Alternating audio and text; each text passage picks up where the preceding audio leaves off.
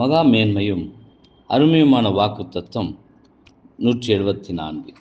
நீங்கள் என்னிடத்தில் கற்று அடைந்தும் கேட்டும் கண்டும் இருக்கவைகள் எவைகளோ அவைகளையே செய்யுங்கள், அப்பொழுது சமாதானத்தின் தேவன் உங்களோடு இருப்பார். பிலிப்பியர் 4:9.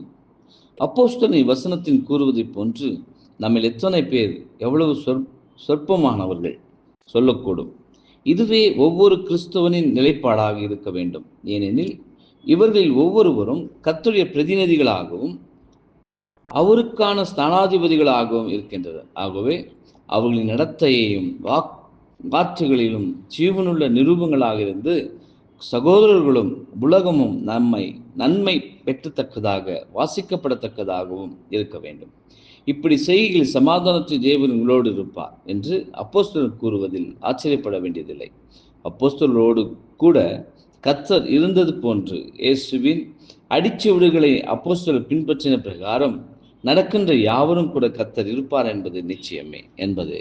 ஆமென்.